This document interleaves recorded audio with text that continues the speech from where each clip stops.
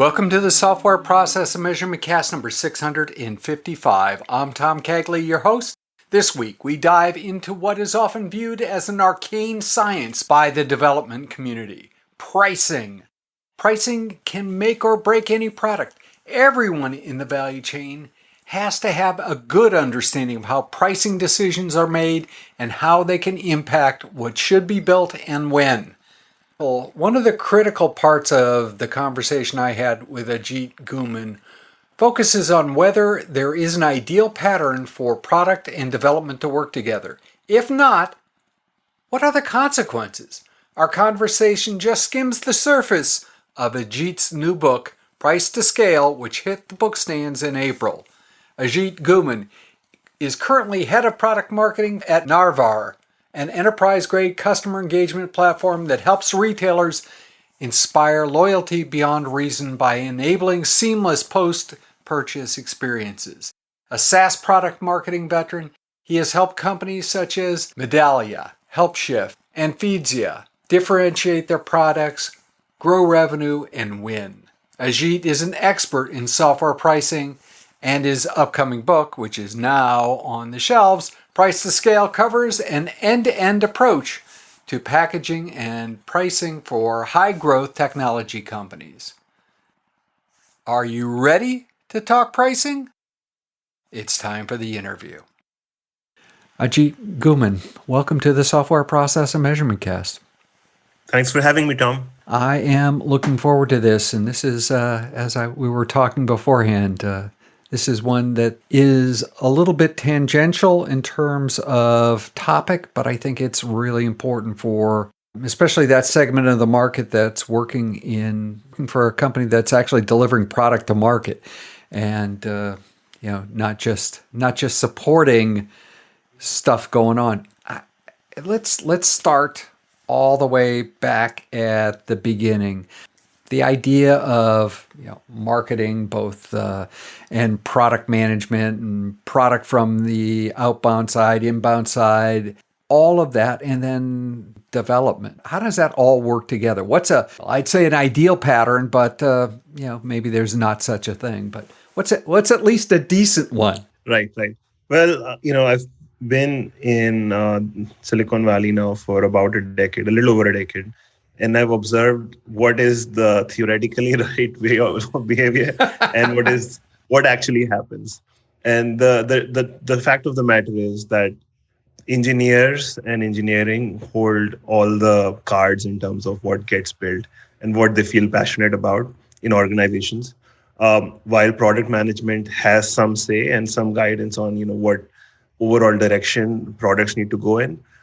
Many times what ends up happening is a problem identified by a core set of, initial founding engineering teams or the most experienced engineers within the company that end up actually driving the product roadmap, which is not something many companies will admit, but it happens every day. Mm-hmm. As a marketer and as an outbound PM / product marketer, what I like to make sure happens is that we are not really working on hackathon projects, that we are actually working on something that's solving our core buyers and core users' problem. Because with everything that we do, there is opportunity cost. And if we build a feature that they don't use, it becomes shelfware. We can't price it, we can't sell it. It basically, there is a chain and it ends up hurting. So theoretically, I think there could be a lot better process, but that in reality has to be balanced with what the team as well feels most passionate to build. And in reality, many Silicon Valley products are based on what the team feels more excited about. There are a couple of threads there that I want to pull, but first let's get a couple of definitions down on the table. Outbound product management, what's that? So I would say, in the larger Valley companies, take it like a Cisco or a VMware, for example, or even a Microsoft. In the older days, a product manager wasn't that technical of a person. They were more involved in the positioning, naming, packaging, distribution of the product, working with corporate marketing and so on. Right? They were kind of like a mini GM. What's happened since in the modern era of the Google era of product managers is that they've become highly technical. They focus, even in my current company, the PMs focus a lot more on the PRD, for example, interfacing with engineering, being very precise, which is all good. However, it has the outbound portion of that function has now become its own, it's called a different profession called product marketing. So while one PM focuses on making sure the product is built to spec, it works, it fulfills the need of the user, the product marketing counterpart then focuses on the market side of things. Explaining the value of the product correctly. Are we pricing it correctly? Are we making sure we're working with the broader marketing team and the sales team such that it actually becomes a successful product? That's the older outbound product management that just has a new name now. If these are separate pieces, right, doesn't that cause friction? All the time. And I don't think there are separate pieces, but they are executed separately, just in terms of focus. But it causes friction all the time. I believe there is friction between a product marketer and a product manager. There is friction between a product manager and an engineer. What I am generally pushing my PMs for is making a business case of why something that they're building is actually going to move the needle in terms of winning more market or expanding market share.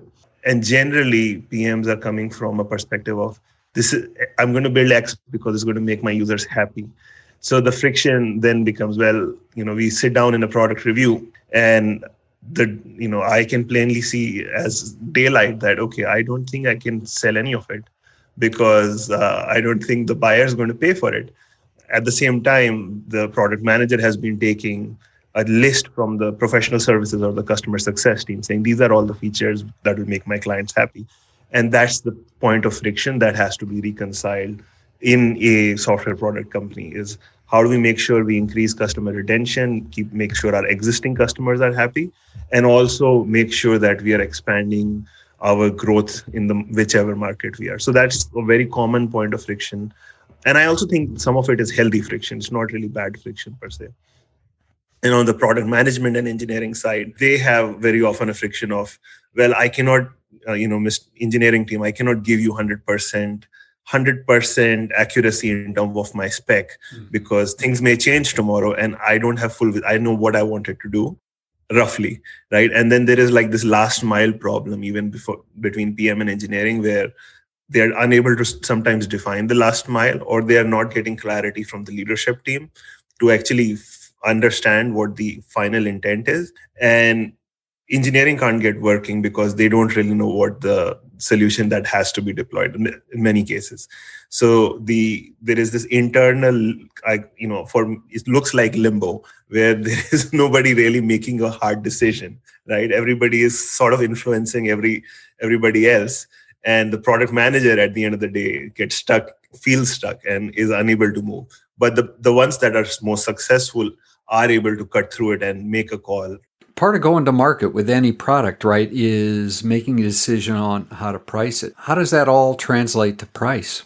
Sometimes people think that, and I mean, I'm not talking about your audience, but there are people that I've met in my career that have almost parked pricing in a separate part of their mind, thinking, someone else will take care of it. But the point is actually it's fundamentally connected to the value you think that your feature or product derives to the end user. And pricing is just a way to monetize that and communicate the value. So price is not just about the number you set on the product. It's really first and foremost a communication tool. So let's say you build a way for a customer. Let's assume it's a CRM technology. You build a way for customers to manage contacts. Well, for an engineer, it's a database. But for the user of that technology, it's a contact manager. Right. So just the simple act of naming it correctly as a contact manager is an act of packaging. And then once you have a contact manager and once you define it in the buyers and users term, then you can say, Mr. Customer, you derive, 10% lift, you increase revenue 10% by using this, then versus not using it.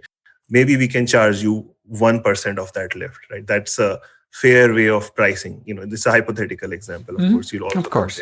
So that's where pricing then comes in as a way to monetize the value that we deliver. My recommendation is really to always think about how something will be, the value of a product and the potential way that it will be priced earlier on in the product development process, such that you don't come to the end of the development process and realize, oh, we thought they'd pay for it, but maybe there is a cheaper alternative already in the market. Or we thought they'd pay for it, but it's just many times there's a pull even feature where you're just catching up to competition. So there are some variables that could impact the profitability of something new that you're building. Who owns making that decision? Who owns making that call? In most companies, it's the product. I advocate for PMs and product marketers, or if there are just product managers there, to take full responsibility of their product and not necessarily delegate this later on to like a sales operations team or an external consultant team, because the train has just passed the station by the time you do that. So product managers are responsible for their products. I just want to make them take more responsibility across the end-to-end success of it. How would you outsource that outside to an outside agency to make that call? So that's very common actually. So there are pricing consultancy firms. They charge from tens of thousands to hundreds of thousands, even millions of dollars. Right. They come in after a growth phase of a company has already begun, and they kind of relook at all the pricing for the products and help do some more customer willingness to buy surveys. They help do a little more research. They try to see if the packaging can be improved, the communication can be improved. So that actually happens a lot often because my hypothesis is because both the leadership team and the product team feels that this is tough. It's a tough activity. Oh, of course it is. Yeah. But I am actually of the opinion that's why you're writing a book on it. If it was an easy activity, why would you be writing a book? Totally. Yeah. So I think it can be done. I think it can be built into our regular processes. That's the only case I'm making. The regular process of, hey, we're going to write a business requirement document, or may not be a document, but we're evaluating what is the value of this new feature that we're going to build. Even at that stage, we should start documenting what our hypothesis for pricing is, and just building that basic information into our process will enable the company such that it doesn't have to do a major overhaul after 3 years or 4 years of being his business. I could, in my mind, paint a mental picture of why I really wouldn't want my sales organization to be doing pricing, but I'd rather hear it from someone who's more expert. Why wouldn't you let the salespeople? Right. Well, the salespeople are very short-term focused, and they're very in the trenches of closing a deal. So you don't really want to hear from them when they are trying to close a customer, because the money talks, and their intent is, they want the discount, or they want the price just right, or sometimes even higher. Sometimes they want the price to be higher, and they feel like the price is too low for a customer. So the point is that they generally don't have insight into what company strategy is.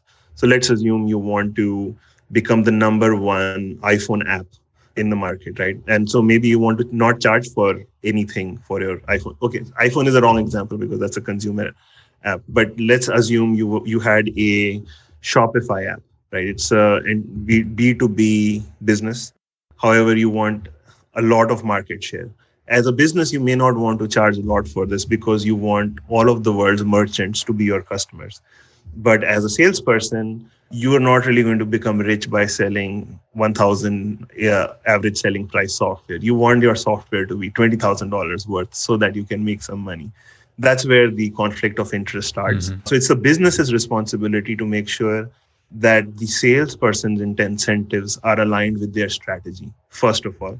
And the person who's setting pricing should take feedback from sales at the end of the quarter into account. But that's just it. It's just feedback. It should come back to a pricing committee that involves a product manager. It involves the leadership, like the CEO or the CFO, to make strategy and price setting decisions. Let's just get down to the bottom line. Should engineers and people building the product, whether that's software or if it's some other form of product, should they understand what contributes to pricing? I think I think I'll make a very specific recommendation here. So let's talk about what they should understand. But there's a phenomena happening in the market today that is really important for engineers to understand. Most software has changed from a capability-based pricing model, which is like on-prem licenses, or with the Salesforce you buy per seat software, to usage-based software. So you're paying by the number of contacts you reach out to using a email system. You're paying for the number of SMSs you send out if you use a service like Twilio. You're paying for storage space if you're using Amazon EC2. Every new piece of software is architected with measurement in place. Like, we know how much a customer is using it, and we know real time how much they're using it. Then we can easily charge for it, and we can show them, the customers, a dashboard of their usage. Many times what happens is, for products that have been around for a while and have not been built in this philosophy, you've built all the use cases, but there is a tertiary set of engineering use cases that have to be built to even measure the usage of the product, because the usage is directly proportional to revenue. So that's something I hear from pricing leaders very often, expressing frustration that I could not convince my engineering teams to build this measurement functionality, but the business can't run without it. So that's just a fundamental piece. It's like an infrastructure layer that now has to be put into all products. So I think that's understanding where the software industry is just moving even as an engineer. And the other part is, I think it would be, any engineer should be interested. And this is, I hope this does not come across as a radical point of view. But at the end of the quarter, I think every employee in a business should be asking to look at, how did we make our money? Where did most of the revenue come from? What type of customers did it come from? Who is, which type of customers pay us more? Which type of features are valued highly? Because that is directly proportional to what we are building. And also ask the question, what software is not being used, or what is shelfware? Because we build all of that, and there's why did we build it if nobody's using it? So those questions are tied to the customer's perception of value and pricing at the end of the day. So even figuring out, asking basic questions around adoption and why things are sold the way they are sold helps inform you as an individual, even an IC engineer, to what the value of what you built was. Because many times you'll be at the front line with the product manager, trying to understand, why are we doing something? Because maybe the PRD won't be exactly built to spec. So, and it's a rare PRD that is. The whole idea of knowing how you're making your money, no, that does not sound, and it doesn't sound like a radical statement.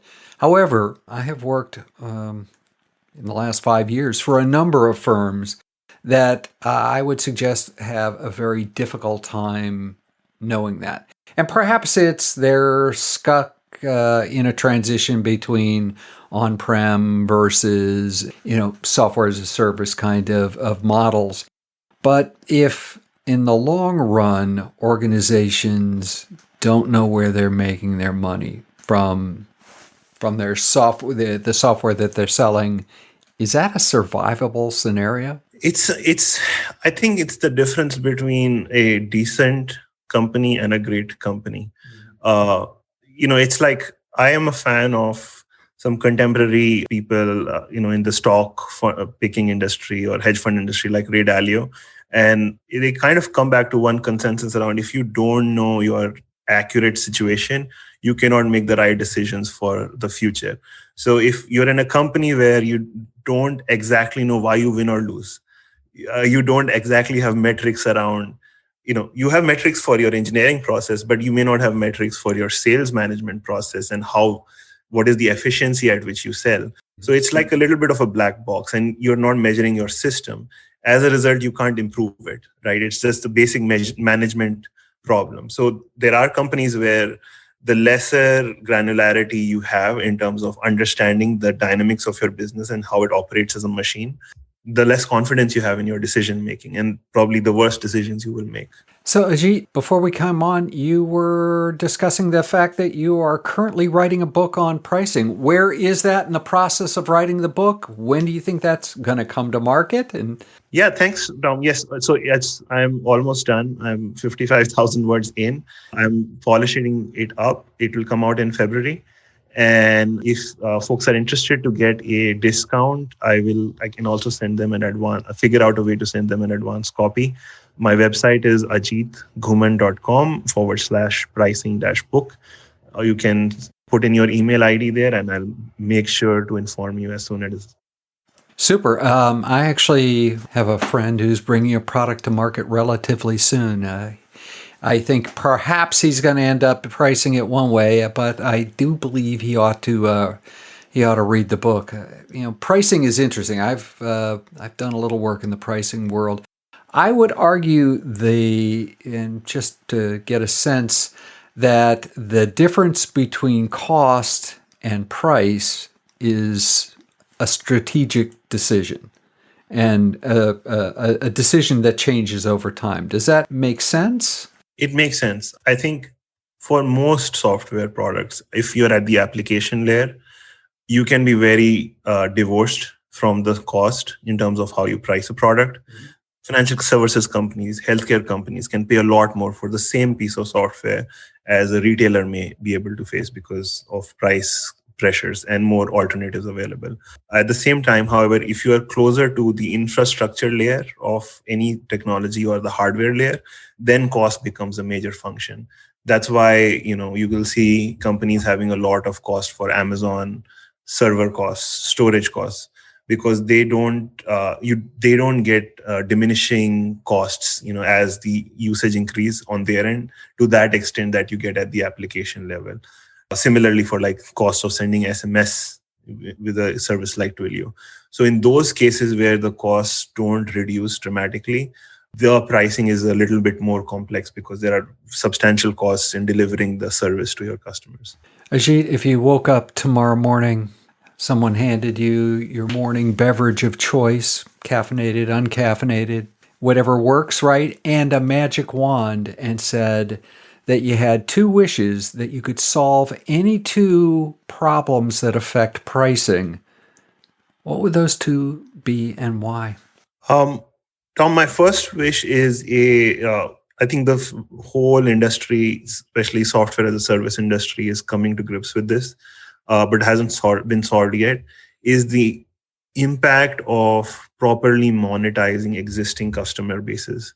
So if you see the growth of companies like Atlassian, they have been able to grow very strongly because of a intelligent way of designing their product portfolio and upselling products to their existing customer base. So after a certain point, a lot of enterprise value is generated by adding incrementally more value to your customer base and then selling it as well.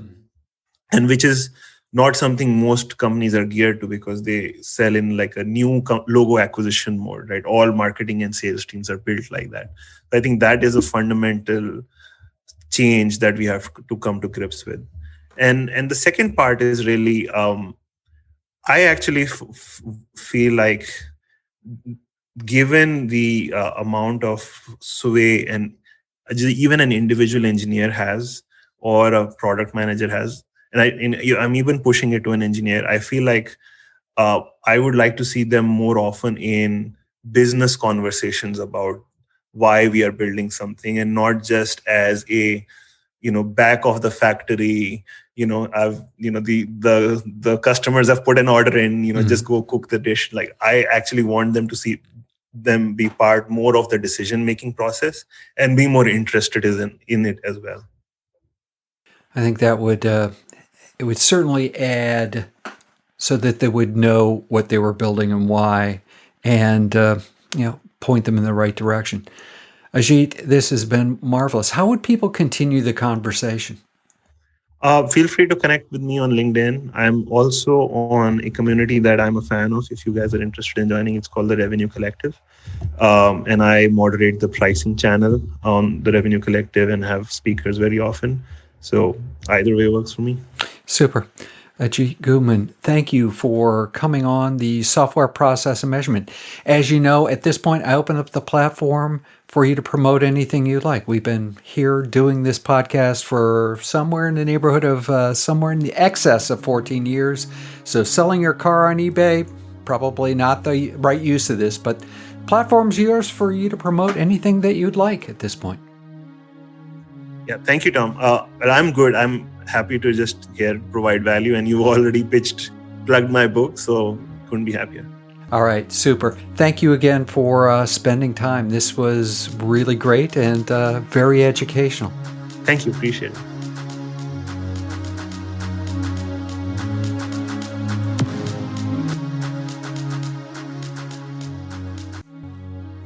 In We Read Saturday News, this week we tackle the introduction to monotasking by Stefan Nutenberg. The introduction is titled The 5 Axioms of Monotasking. Stefan takes us directly into the deep end in the introduction. As I noted last week, I will take at least one concept or idea from each chapter that we're reading forward to apply it to my real life. This week we're recording before I finished writing the blog entry for the week, and you'll have to go to the blog at www.tcagley.wordpress.com or www.tomcagley.com and read what I'm focusing on this week. Next week, I'll report on how I've done.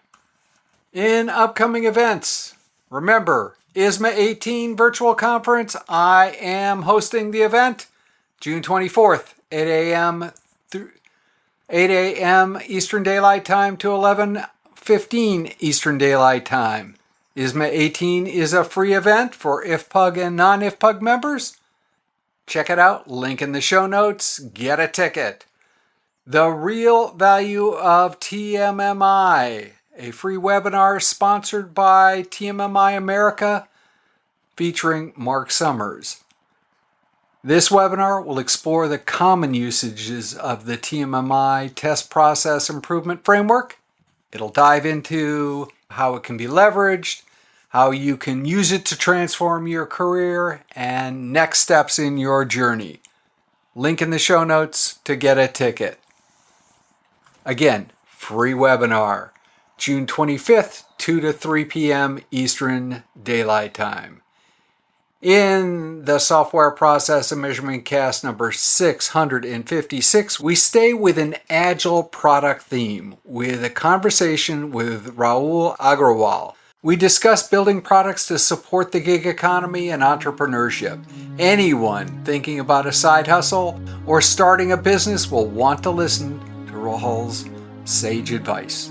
If process improvement is a never-ending journey, why do so many people ask, are we there yet? And we should be monotasking on our journey.